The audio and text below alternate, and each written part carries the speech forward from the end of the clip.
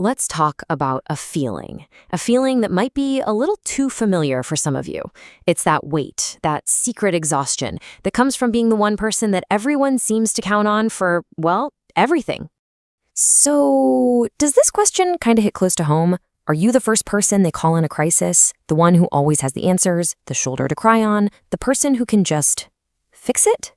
If you're nodding along right now, then you're in the right place. We're going to really explore what that means. I mean, it's like you've built up this resume you never even applied for, right? Think about it. You're the 24/7 crisis manager, always on call. You're the unofficial therapist, listening to everything without ever sending a bill.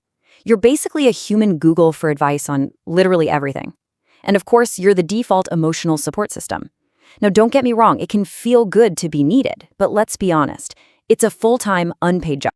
But here's the thing, all of that reliability, it builds up this hidden pressure. Underneath all the helpfulness, there's this unspoken rule that you have to constantly perform. And that pressure, it comes with a very real cost. It's this quiet little voice in your head, isn't it? It says, because I was strong yesterday, I have to be strong today. You feel like you have to perform this role of the rock perfectly, every single time, whether you've got the energy for it or not. And you know what happens next? It's almost inevitable. As you pour all your energy into performing for others, your own needs get pushed to the back burner. That thing you wanted to do for yourself? Oh, it can wait. That feeling you needed to sort through? Nah, their crisis is more important. Your needs just get smaller and smaller until they're almost invisible, even to you. And if you've ever felt that deep, bone-weary exhaustion that sleep can't touch, or maybe that little flicker of resentment that you immediately feel guilty about, or maybe you just feel nothing, a kind of numbness, well, that is the completely natural result of this whole thing. It is not a sign that you're weak. It's a sign that you have been carrying way too much for way too long. So this whole experience, this cycle of being the go-to person and then feeling totally drained, it's not just some random collection of feelings. Psychology actually has a name for what's happening here on a much, much deeper level. And here it is. It's called rollover identification. For a lot of people, hearing this term is a huge aha moment. It's when your identity, your actual sense of who you are, gets so tangled up with your function for other people that you start to forget who you are when you're not helping. Your value starts to feel like it's based completely on how useful you are. And this right here is the core conflict. Over on one side, you have your authentic self. That's defined by who you are, your thoughts, your passions, your weird little hobbies. But on the other side, you have the identified self, which is defined entirely by what you do for other people. The really crucial question becomes, which one of these is running your life right now? Okay, so that might all feel a bit heavy, but here is the good news, the really good news.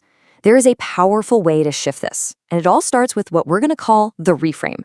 It's all about giving yourself permission to think about this in a totally new way. I want you to just let this one sink in for a second. Read it and really hear it. You are not selfish for wanting space.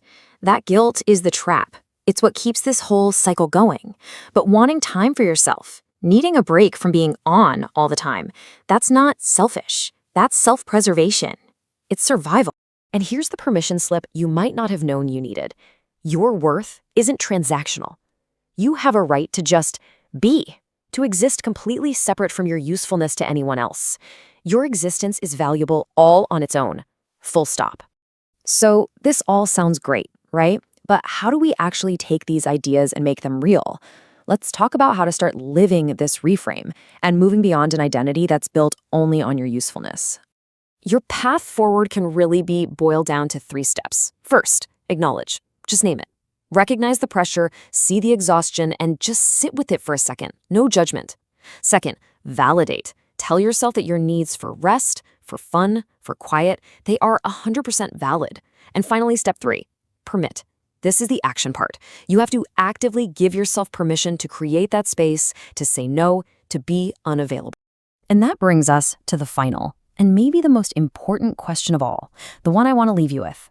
When the phone finally stops ringing, when the requests stop coming in, and when absolutely no one needs anything from you in that moment, who are you then? Rediscovering the answer to that question? Well, that's the whole journey back to yourself.